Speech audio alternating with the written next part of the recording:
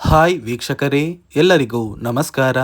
ನೋಡಿ, ಗೃಹಲಕ್ಷ್ಮಿ ಯೋಜನೆಯ ಪ್ರತಿಯೊಂದು ಫಲಾನುಭವಿಗಳಿಗೆ ಕೊನೆಗೂ ಸರ್ಕಾರ ನಿಮ್ಮ ಬ್ಯಾಂಕ್ ಖಾತೆಗೆ 3 ತಿಂಗಳ 6,000 ಹಣನ ಜಮಾ ಮಾಡ್ತಾ ಇದೆ. ಗೃಹಲಕ್ಷ್ಮಿ ಯೋಜನೆಯ 21ನೇ ಕಂತಿನ ಹಣ, 22ನೇ ಕಂತಿನ ಹಣ ಹಾಗೂ 23ನೇ ಕಂತಿನ ಹಣ, ಈ 3 ತಿಂಗಳ 6,000 ಹಣನ ಸರ್ಕಾರ ಕರ್ನಾಟಕದ 25 ಜಿಲ್ಲೆಗಳ ಪ್ರತಿಯೊಂದು ಫಲಾನುಭವಿಗಳಿಗೆ 2 ಹಂತಗಳಲ್ಲಿ ಆಗಸ್ಟ್ 3 ಭಾನುವಾರದಿಂದ ಜಮಾ ಮಾಡ್ತಾ ಇದ್ದು, ಸಾಕಷ್ಟು ಫಲಾನುಭವಿಗಳಿಗೆ ಈ ಬಾರಿ ಈ 3 ತಿಂಗಳ 6,000 ಹಣ ಕ್ಯಾನ್ಸಲ್ ಕೂಡ ಆಗಿದೆ.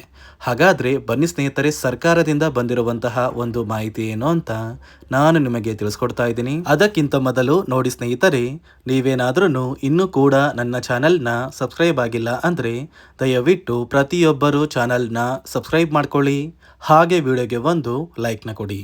ಹೌದು ವೀಕ್ಷಕರೇ, ಗೃಹಲಕ್ಷ್ಮಿ ಯೋಜನೆಯ ಪ್ರತಿಯೊಂದು ಫಲಾನುಭವಿಗಳಿಗೆ ಸರ್ಕಾರದಿಂದ ಕೊನೆಗೂ ಭರ್ಜರಿ ಗುಡ್ಡಿಸ್ನ ಕೊಟ್ಟಿದ್ದಾರೆ. ಕಳೆದ 2 ತಿಂಗಳಿಂದ ಸಾಕಷ್ಟು ಫಲಾನುಭವಿಗಳು ಪ್ರತಿನಿತ್ಯವೂ ಕೂಡ ಗೃಹಲಕ್ಷ್ಮಿ ಯೋಜನೆಯ ಹಣಕ್ಕಾಗಿ ವೆಯ್ಟ್ ಮಾಡ್ತಾ ಇದ್ರಿ. ಇದೀಗ ಕೊನೆಗೂ ನಿಮ್ಮ ಬ್ಯಾಂಕ್ ಖಾತೆಗೆ ಸರ್ಕಾರ ಒಟ್ಟಿಗೆ 3 ತಿಂಗಳ 6,000 ಹಣನ ಜಮಾ ಮಾಡ್ತಾ ಇದೆ. ನಿಮ್ಮ ಬ್ಯಾಂಕ್ ಖಾತೆಗೆ ಆಗಸ್ಟ್ 3 ಅಂದರೆ ಭಾನುವಾರದಿಂದ ಸರ್ಕಾರ ಗೃಹಲಕ್ಷ್ಮಿ ಯೋಜನೆಯ 3 ತಿಂಗಳ 6,000 ಹಣನ ಜಮಾ ಮಾಡ್ತಾ ಇದೆ. ನೋಡಿ ವೀಕ್ಷಕರೇ, ಫಲಾನುಭವಿಗಳ ಬ್ಯಾಂಕ್ ಖಾತೆಗೆ ಖಂಡಿತವಾಗಿಯೂ ಹಣ ಜಮಾ ಆಗುತ್ತಾ ಅಂತ ನೀವು ಕೇಳಬಹುದು. ಹೌದು ವೀಕ್ಷಕರೇ, ಖಂಡಿತವಾಗಿಯೂ ನಿಮ್ಮ ಬ್ಯಾಂಕ್ ಖಾತೆಗೆ ಹಣ ಜಮಾ ಆಗ್ತಾ ಇದೆ. ಇಷ್ಟು ದಿನ ನಿಮ್ಮ ಬ್ಯಾಂಕ್ ಖಾತೆಗೆ ಹಣ ಜಮಾ ಆಗಿರಲಿಲ್ಲ, ಆದರೆ ಈ ಬಾರಿ ಖಂಡಿತವಾಗಿಯೂ ಹಣಕಾಸು ಇಲಾಖೆನೇ ಪ್ರತಿಯೊಂದು ಫಲಾನುಭವಿಗಳಿಗೆ ಭರ್ಜರಿ ಗುಡಿಸ್ನ ಕೊಟ್ಟಿದೆ. ಅದೇ ರೀತಿ ಈ ಬಾರಿ ಈ 3 ತಿಂಗಳ 6,000 ಹಣನ ಸರ್ಕಾರ ಸಾಕಷ್ಟು ಫಲಾನುಭವಿಗಳಿಗೆ ಕ್ಯಾನ್ಸಲ್ ಕೂಡ ಮಾಡಿದೆ. ಇಲ್ಲಿ ಯಾವ ಕಾರಣಕ್ಕೆ ಫಲಾನುಭವಿಗಳಿಗೆ ಸರ್ಕಾರ ಹಣನ ಕ್ಯಾನ್ಸಲ್ ಮಾಡಿದೆ ಅಂತ ನೀವು ಕೇಳಬಹುದು. ನೋಡಿ ವೀಕ್ಷಕರೇ, ಸರ್ಕಾರದಿಂದ ಬಂದಿರುವಂತಹ ಒಂದು ಮಾಹಿತಿಯ ಪ್ರಕಾರ ಗೃಹಲಕ್ಷ್ಮಿ ಯೋಜನೆಯ ಈ 6,000 ಹಣನ ಫಲಾನುಭವಿಗಳ ಬ್ಯಾಂಕ್ ಖಾತೆಗೆ ಜಮಾ ಮಾಡಬೇಕಾದ್ರೆ ಪ್ರತಿಯೊಂದು ಫಲಾನುಭವಿಗಳ ಒಂದು ದಾಖಲಾತಿಗಳನ್ನ ಚೆಕ್ ಮಾಡಿ, ನಿಮ್ಮ ದಾಖಲಾತಿಗಳು ಸರ್ಕಾರ ಜಾರಿಗೆ ತಂದಿರುವ ನಿಯಮಗಳನ್ನ ಪಾಲಿಸಿದರೆ ಮಾತ್ರ ಈ ಫಲಾನುಭವಿಗಳಿಗೆ ಹಣನ ಜಮಾ ಮಾಡ್ತಾರೆ. ಒಂದು ವೇಳೆ ನೀವು ಈ ನಿಯಮಗಳನ್ನ ಪಾಲಿಸಿಲ್ಲ ಅಂದರೆ, ಯಾರೆಲ್ಲ ನಿಯಮಗಳನ್ನ ಪಾಲಿಸಿಲ್ಲ ಅಂತಹ ಫಲಾನುಭವಿಗಳಿಗೆ ಇನ್ನು ಮುಂದೆ ಗೃಹಲಕ್ಷ್ಮಿ ಯೋಜನೆಯ ಹಣನ ಸರ್ಕಾರ ಕ್ಯಾನ್ಸಲ್ ಮಾಡ್ತಾರೆ. ಅದೇ ಕಾರಣಕ್ಕೆ ಸರ್ಕಾರ ಸಾಕಷ್ಟು ಫಲಾನುಭವಿಗಳಿಗೆ ಹಣನ ಕ್ಯಾನ್ಸಲ್ ಮಾಡಿದ್ದು. ಬನ್ನಿ ಸ್ನೇಹಿತರೆ, ಸರ್ಕಾರ ಜಾರಿಗೆ ತಂದಿರುವ ಆ 5 ನಿಯಮಗಳು ಏನು ಮತ್ತು ಯಾವ ಫಲಾನುಭವಿಗಳಿಗೆ ಹಣ ಕ್ಯಾನ್ಸಲ್ ಆಗಿದೆ ಮತ್ತು ಯಾರಿಗೆಲ್ಲ ಜಮಾ ಆಗ್ತಾ ಇದೆ ಅಂತ ನಾನು ನಿಮಗೆ ತಿಳಿಸ್ಕೊಡ್ತಾ ಇದ್ದೀನಿ.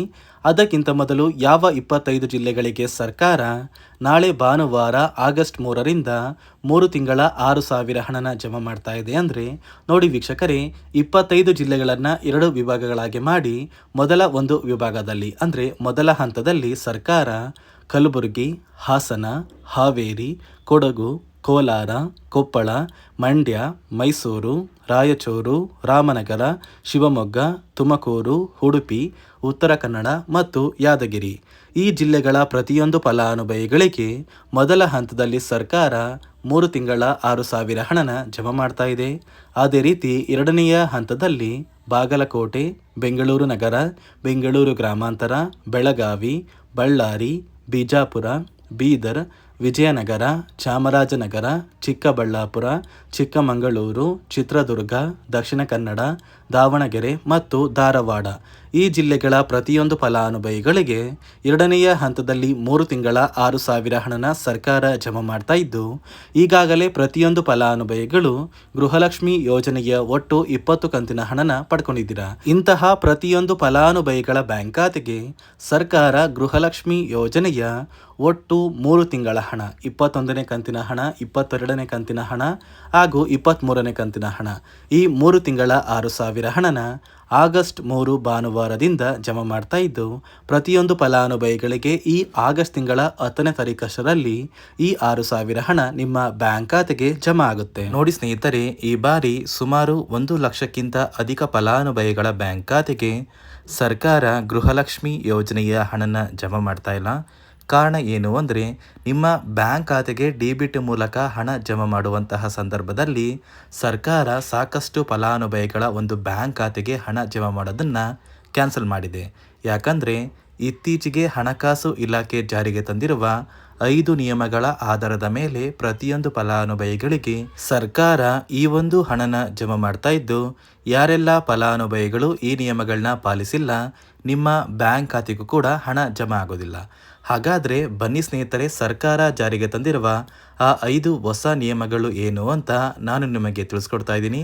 ನೋಡಿ ಸ್ನೇಹಿತರೆ, ಮೊದಲನೆಯ ಒಂದು ನಿಯಮ ಬಂದು, ಸಾಕಷ್ಟು ಫಲಾನುಭವಿಗಳು ಹೊಂದಿರುವಂತಹ ಒಂದು ರೇಷನ್ ಕಾರ್ಡ್ ಏನಿದೆ, ಆ ಒಂದು ರೇಷನ್ ಕಾರ್ಡ್ನ ಮನೆಯ ಸದಸ್ಯರ ಪ್ರತಿಯೊಬ್ಬರ ಒಂದು ಆಧಾರ್ ಕಾರ್ಡ್ನ ನಿಮ್ಮ ರೇಷನ್ ಕಾರ್ಡ್ಗೆ ಕಡ್ಡಾಯವಾಗಿ ಲಿಂಕ್ ಮಾಡಿಸ್ಬೇಕು. ಅಂದರೆ ಈ ಒಂದು ಲಿಂಕ್ ಮಾಡಿಸುವಂತಹ ಒಂದು ಪ್ರೊಸೀಜರ್ಗೆ ಸರ್ಕಾರ KYC ಅಂತ ಕರೀತಾರೆ. ನಿಮ್ಮ ರೇಷನ್ ಕಾರ್ಡ್ಗೆ ಇನ್ನೂ ಸಹ KYC ಆಗಿಲ್ಲ ಅಂದರೆ ನಿಮ್ಮ ಬ್ಯಾಂಕ್ ಖಾತೆಗೆ ಸರ್ಕಾರ ಮುಂದಿನ ದಿನಗಳಲ್ಲಿ ಗೃಹಲಕ್ಷ್ಮಿ ಯೋಜನೆಯ ಹಣನ ಕ್ಯಾನ್ಸಲ್ ಮಾಡುತ್ತೆ. ಅದೇ ರೀತಿ ಎರಡನೆಯ ಒಂದು ನಿಯಮ ಬಂದು, ಸಾಕಷ್ಟು ಫಲಾನುಭವಿಗಳು ಕಳೆದ 3 ತಿಂಗಳಿಂದ ಸರ್ಕಾರದಿಂದ ಬರ್ತಾ ಇರುವಂತಹ ಒಂದು ರೇಷನ್ ಏನಿದೆ, ಅಂದರೆ ಉಚಿತ ಅಕ್ಕಿ ಏನಿದೆ, ಈ ಒಂದು ರೇಷನ್ನ ಪಡ್ಕೋತಾ ಇಲ್ಲ. ಒಂದು ವೇಳೆ ಕಳೆದ 3 ತಿಂಗಳಿಂದ ನೀವು ರೇಷನ್ನ ಪಡ್ಕೊಂಡಿಲ್ಲ ಅಂದರೆ ಸರ್ಕಾರ ನಿಮ್ಮ ಬಳಿ ಇರುವಂತಹ ಒಂದು ರೇಷನ್ ಕಾರ್ಡ್ನ ಕ್ಯಾನ್ಸಲ್ ಮಾಡುತ್ತೆ.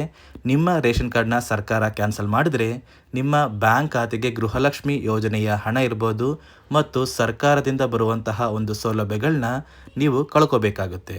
ಅದೇ ರೀತಿ ಮೂರನೆಯ ಒಂದು ನಿಯಮ ಬಂದು, ನೋಡಿ ಸ್ನೇಹಿತರೆ, ನಿಮ್ಮ ಬಳಿ ಇರುವಂತಹ ಒಂದು ಆಧಾರ್ ಕಾರ್ಡ್ ಏನಿದೆ, ಆ ಒಂದು ಆಧಾರ್ ಕಾರ್ಡ್ನ ಕಳೆದ 15 ವರ್ಷಗಳಲ್ಲಿ ನೀವು ಯಾವುದೇ ರೀತಿಯ ಒಂದು ತಿದ್ದುಪಡಿನ ಮಾಡಿಸಿಲ್ಲ ಅಂದರೆ ನಿಮ್ಮ ಬ್ಯಾಂಕ್ ಖಾತೆಗೆ ಸರ್ಕಾರ ಗೃಹಲಕ್ಷ್ಮಿ ಯೋಜನೆಯ ಹಣನ ಕ್ಯಾನ್ಸಲ್ ಮಾಡುತ್ತೆ. ಯಾಕಂದರೆ ಸರ್ಕಾರದಿಂದ ಬಂದಿರುವಂತಹ ಒಂದು ಆದೇಶದ ಪ್ರಕಾರ ಪ್ರತಿಯೊಂದು ಫಲಾನುಭವಿಗಳು ಕಳೆದ 15 ವರ್ಷಗಳಲ್ಲಿ ಯಾವುದೇ ರೀತಿಯ ಒಂದು ತಿದ್ದುಪಡಿನ ನಿಮ್ಮ ಆಧಾರ್ ಕಾರ್ಡ್ಗೆ ನೀವು ಮಾಡಿಸಿಲ್ಲ ಅಂದರೆ ಕಡ್ಡಾಯವಾಗಿ ಆದಷ್ಟು ಬೇಗ ನಿಮ್ಮ ಆಧಾರ್ ಕಾರ್ಡ್ಗೆ ತಿದ್ದುಪಡಿನ ಮಾಡಿಸಿ. ಅದೇ ರೀತಿ ನಾಲ್ಕನೆಯ ಒಂದು ನಿಯಮ ಬಂದು, ನಿಮ್ಮ ಕುಟುಂಬದ ಒಂದು ವಾರ್ಷಿಕ ಆದಾಯ 7 ಲಕ್ಷಕ್ಕಿಂತ ಕಡಿಮೆ ಇರಬೇಕು. ಒಂದು ವೇಳೆ ನಿಮ್ಮ ಕುಟುಂಬದ ವಾರ್ಷಿಕ ಆದಾಯ 7 ಲಕ್ಷಕ್ಕಿಂತ ಜಾಸ್ತಿ ಇದ್ದರೆ ನಿಮ್ಮ ಬ್ಯಾಂಕ್ ಖಾತೆಗೆ ಸರ್ಕಾರ ಗೃಹಲಕ್ಷ್ಮಿ ಯೋಜನೆಯ ಹಣನ ಕ್ಯಾನ್ಸಲ್ ಮಾಡುತ್ತೆ. ಅದೇ ರೀತಿ ಐದನೆಯ ಒಂದು ನಿಯಮ ಬಂದು, ನಿಮ್ಮ ಕುಟುಂಬದ ಸದಸ್ಯರು ಅಥವಾ ಗೃಹಲಕ್ಷ್ಮಿ ಯೋಜನೆಯ ಫಲಾನುಭವಿಗಳು ಯಾರು ಕೂಡ ಸರ್ಕಾರಿ ನೌಕರರಾಗಿ ಕಾರ್ಯನಿರ್ವಹಿಸ್ತಾ ಇರಬಾರ್ದು. ಒಂದು ವೇಳೆ ನಿಮ್ಮ ಕುಟುಂಬದಲ್ಲಿ ಯಾರೇ ಆಗಿದ್ರೂ ಸರ್ಕಾರಿ ನೌಕರರಾಗಿ ಕಾರ್ಯನಿರ್ವಹಿಸ್ತಾ ಇದ್ದರೆ ನಿಮ್ಮ ಬ್ಯಾಂಕ್ ಖಾತೆಗೆ ಗೃಹಲಕ್ಷ್ಮಿ ಯೋಜನೆಯ ಹಣ ಕ್ಯಾನ್ಸಲ್ ಆಗುತ್ತೆ. ಈ 5 ನಿಯಮಗಳ ಆಧಾರದ ಮೇಲೆ ಪ್ರತಿಯೊಂದು ಫಲಾನುಭವಿಗಳಿಗೆ ಸರ್ಕಾರ ಹಣ ಜಮಾ ಮಾಡ್ತಾ ಇದೆ. ಒಂದು ವೇಳೆ ನೀವು ಈ 5 ನಿಯಮಗಳನ್ನ ಪಾಲಿಸಿಲ್ಲ ಅಂದರೆ ನೀವು ಕೂಡ ಗೃಹಲಕ್ಷ್ಮಿ ಯೋಜನೆಯ ಹಣದಿಂದ ವಂಚಿತರಾಗಬೇಕಾಗುತ್ತೆ. ನೋಡಿ ವೀಕ್ಷಕರೇ, ಪ್ರತಿಯೊಂದು ಗೃಹಲಕ್ಷ್ಮಿ ಯೋಜನೆಯ ಫಲಾನುಭವಿಗಳಿಗೆ ಸರ್ಕಾರ 3 ತಿಂಗಳ 6,000 ಹಣನ ಜಮಾ ಮಾಡ್ತಾ ಇದೆ.